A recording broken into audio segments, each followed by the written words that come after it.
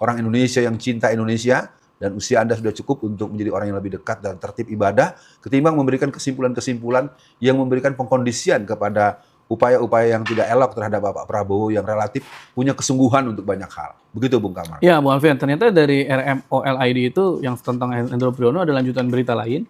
Jadi ternyata Hendro subscribe media-media Islam daripada kita subscribe media-media maksiat.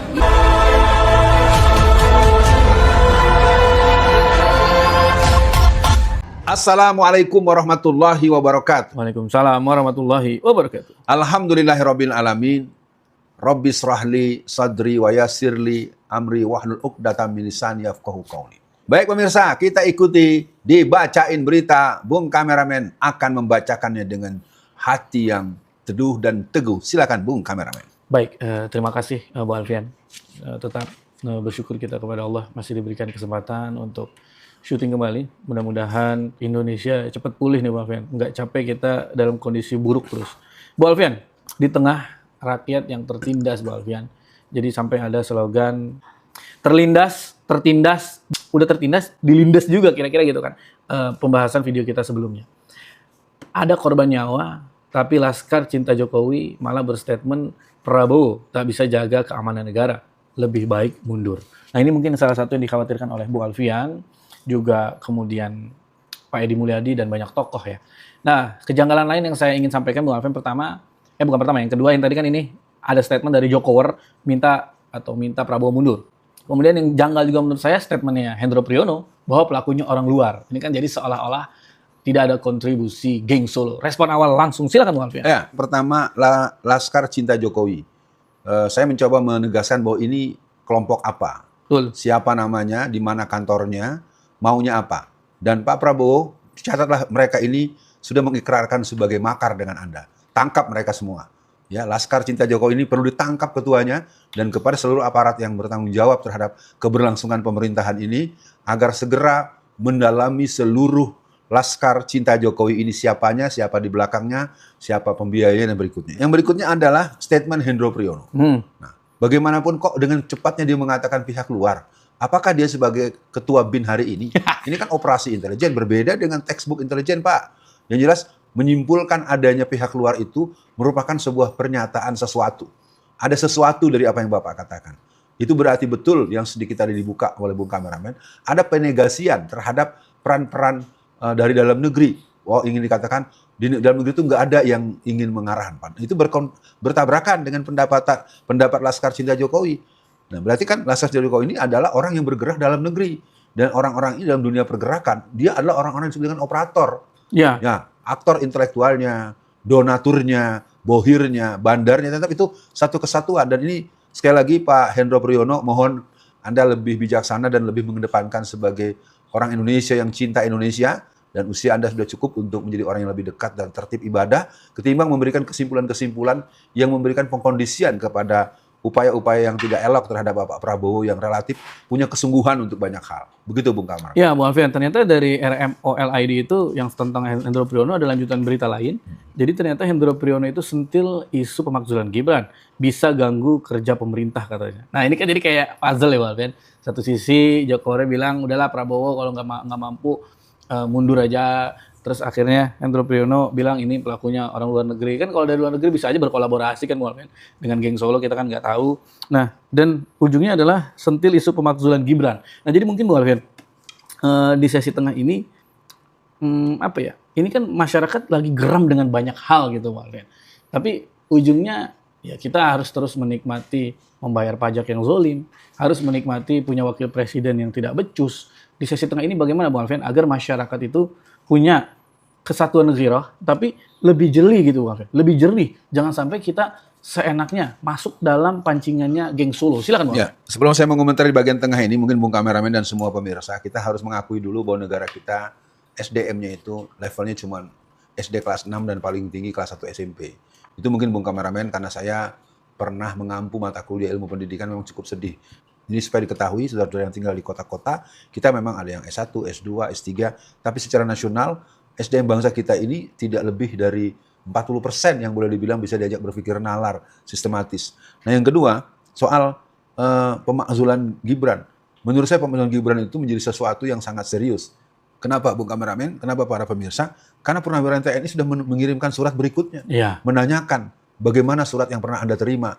Kok dibiarkan? Padahal kita tahu betul bahwa ada 8 atau 9 poin-poin yang dihasilkan dari kerja-kerja para mantan jenderal. Dan mereka punya kemampuan dan otak-otak mereka masih jernih. Dan itu ada sekitar 140-an dari sekian puluh jenderal bintang 1, 2, 3, 4 dan kolonel-kolonel yang mereka berembuk dan mereka meminta kembali atau mengirimkan kembali surat.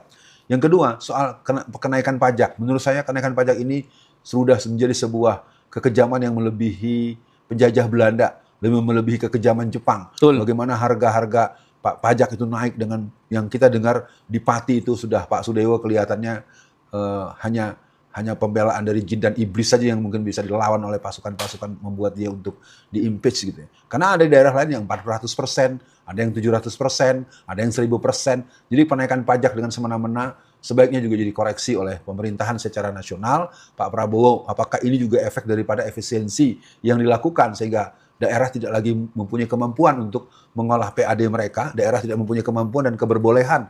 Bahkan dulu tuh yang saya tahu dalam sistem otonomi daerah itu dikirimi uang yang dibutuhkan untuk pembangunan yang sesuai dengan rencana pembangunan yang dibahas antara DPRD dengan pihak wali kota, bupati atau gubernur, lalu anggarannya dimasukkan ke sistem penganggaran nasional. Iya. Nah sekarang itu boleh dibilang sangat drastis berkurang, sangat jarang, sangat sedikit, yang akhirnya membuat kalau bahasa Betawinya para pemerintah daerah itu pada kedekeran, kebingungan karena mereka kan juga berpikir buat korupsi gue dari mana nih kan gitu ya.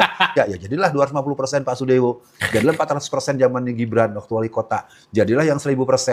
Begitu untuk pendapat Bapak Bung Kameramen. Ya, Bang Alfian, memang kasus ini harus dilihat dengan jeli ya, Bang Alfian, karena memang kuncinya adalah adili Jokowi dan makzulkan Gibran, Bang Alfian. Nah, ini yang mungkin diolah oleh geng Solo, bagaimana fokus kita kabur, Bang Alfian. Mungkin untuk akhir sesi kali ini, Bang Alfian, untuk situasi belakangan ini, kita kan melihat yang namanya Sahroni terus-terusan, Bang Alfian, meremehkan, merendahkan rakyat sebagai anggota DPR. Jadi seolah-olah kita ini orang tolol, orang apa gitu. Padahal harusnya dia yang berkaca.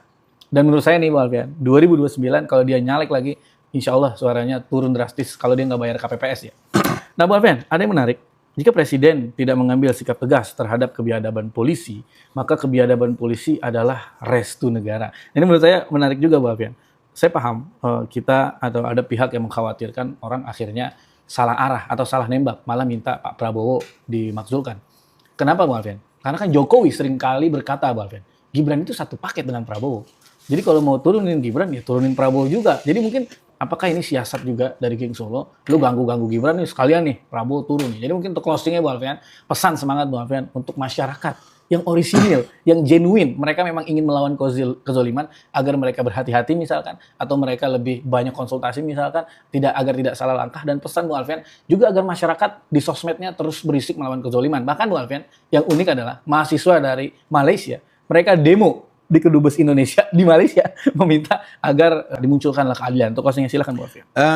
Ada beberapa poin. Pertama saya nyatakan kepada seluruh pihak, termasuk orang-orang pergerakan nasional, pergerakan mahasiswa, dan pihak aparat, baik kepolisian, intelijen, dan pihak-pihak yang punya otoritas secara kenegaraan, agar betul-betul menyelidiki, menginteli, mendalami geng Solo itu apa, siapa, dan apa agenda mereka. Menurut saya itu hanya bukan sekedar nama, tapi merupakan sebuah kebangunan daripada orang-orang yang saling simbiosis mutualistis. Dalam konteks negatif, mereka memang ingin merongrong kewibawaan pemerintahan yang belum berusia setahun. Yang pertama untuk masalah ini, tangkap Jokowi, adili Jokowi, karena terlalu banyak konsideran dan laporan-laporan yang sudah masuk. Yang kedua, makzulkan atau pecat yang namanya Gibran. Betul. Itu merupakan sebuah mekanisme yang perlu dijawab secara terbuka atas surat yang disampaikan oleh pihak purnawirawan yang mereka semua orang-orang yang punya pengalaman mengelola negara dengan kepangkatan dan kecerdasan serta kemampuan mereka sebagai warga negara hari ini. Yang ketiga, orang yang bernama Sahroni, menurut saya mulut Anda itu terlalu kurang enak didengar. Dan saya minta penuhi tantangan debat dari seorang perempuan yang menurut saya cukup terbuka itu. Anda berani nggak? Jangan ngomong-ngomong doang, jangan ngancem-ngancem doang. Yang terakhir, mari hentikan kebiadaban polisi dengan mengkarantina daripada para pejabat-pejabatnya. Jadi orang-orang yang pernah dikenal penjahat, mungkin yang pertama menurut saya Bung Kameramen, orang-orang yang terindikasi sebagai pelaku eksekusi terhadap KM 50, yang terjadi tanggal 7 Desember 2020, itu dulu yang harus ditangkap. Betul. Kalau perlu langsung disidang dan dengan tuntutan hukum. Dan kalau pengalaman saya waktu saya sempat ditahan 4 tahun itu, tuntutannya adalah hukuman mati plus 30.